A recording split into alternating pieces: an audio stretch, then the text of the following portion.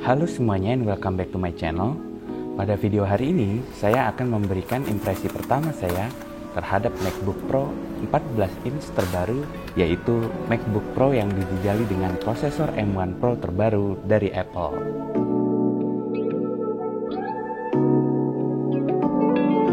Pada saat saya review laptop ini, saya dengan sengaja tidak membuka dengan detail apa aja key point improvement yang ditawarkan oleh Apple di MacBook ini.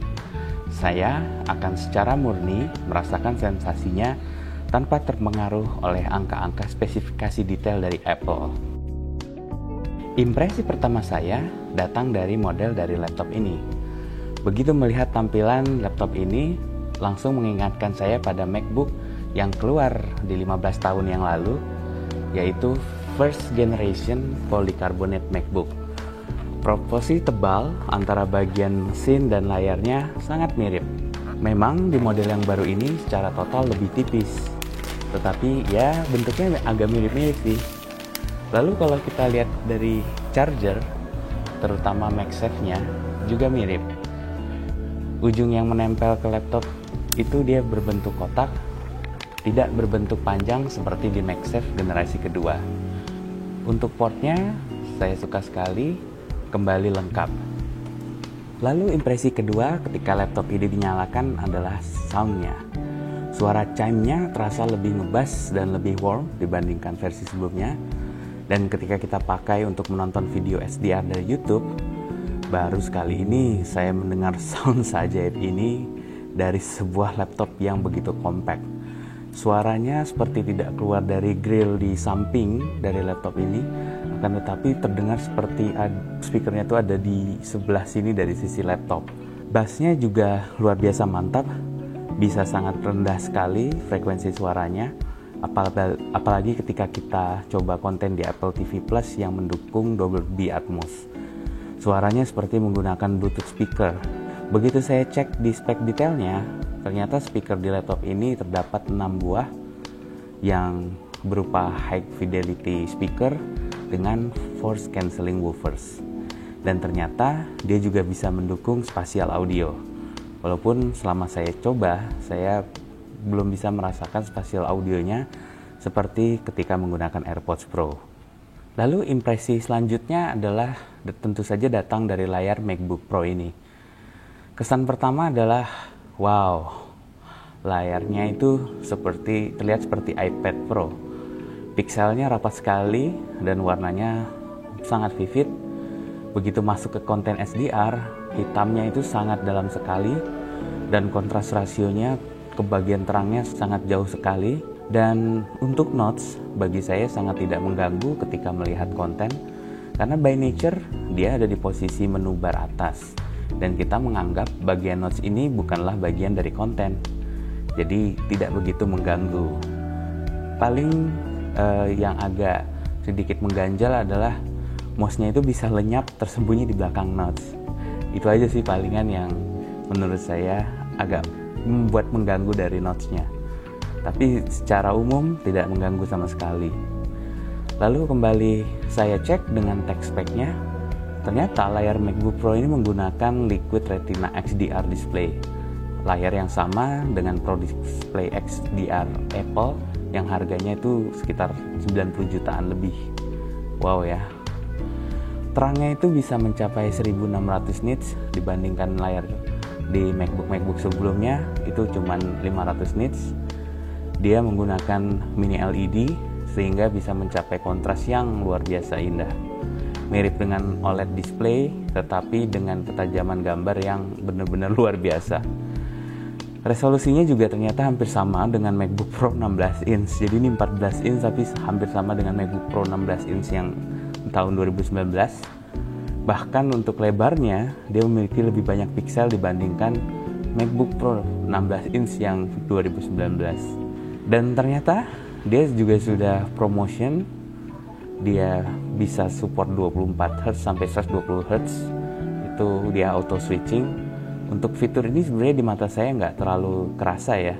Memang kalau kita nonton video 60 fps di YouTube lumayan agak beda, halus banget.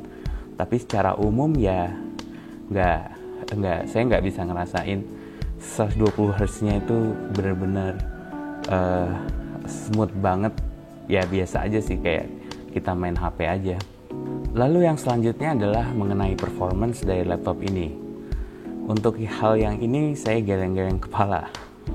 Kayaknya laptop ini terlalu amat sangat overspec untuk saya pakai. Terlalu over performance dibandingkan kebutuhan saya. Kebetulan saya pakai laptop ini hanya untuk edit video menggunakan Final Cut Pro dan juga Adobe Premiere Pro. Belum pernah seumur hidup saya untuk edit video, scrubbingnya itu bisa selancar di laptop ini. Kebetulan untuk konten yang biasa saya pakai itu menggunakan format video 4K dengan H265 10 bit. Yang notabene formatnya lumayan berat biasanya di laptop-laptop, terutama laptop Windows, tapi bagi laptop ini luar biasa lancar.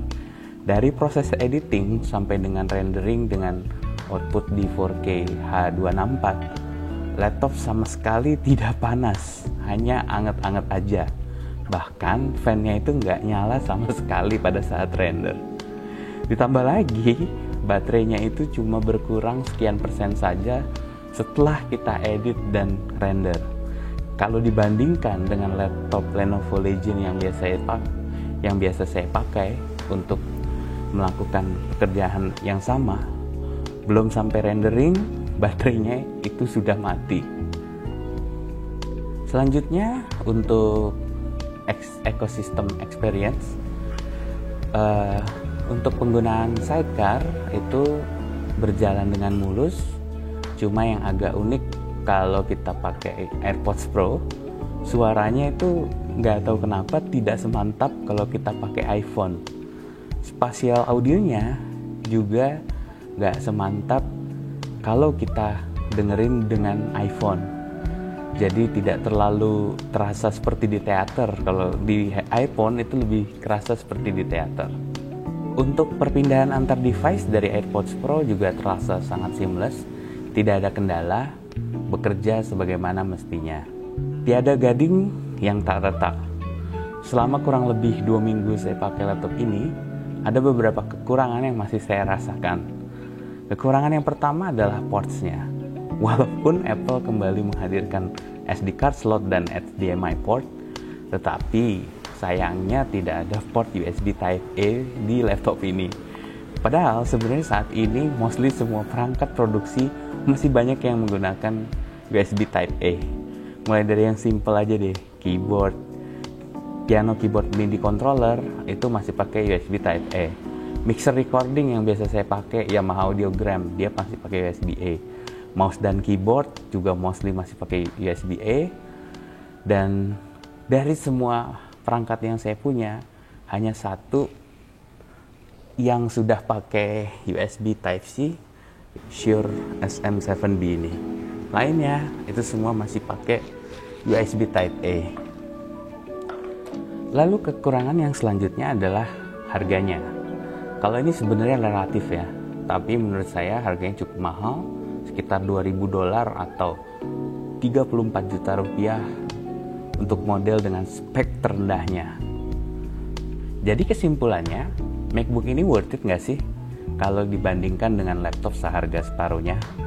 Dimana di kisaran 17 jutaan itu sudah banyak sekali laptop untuk penggunaan multimedia yang bisa kita pilih.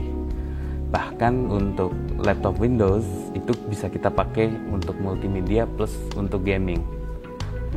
Bagi saya pribadi, harga 34 juta ketika saya beli adalah harga yang menurut saya sangat valuable, karena kita sudah dapat layar laptop dengan kualitas Pro Display XDR Apple yang harganya 90-an juta lebih kalau kita beli. Lalu kita juga mendapatkan sistem komputasi tercepat yang pernah saya rasakan dengan efisiensi battery life yang sangat panjang.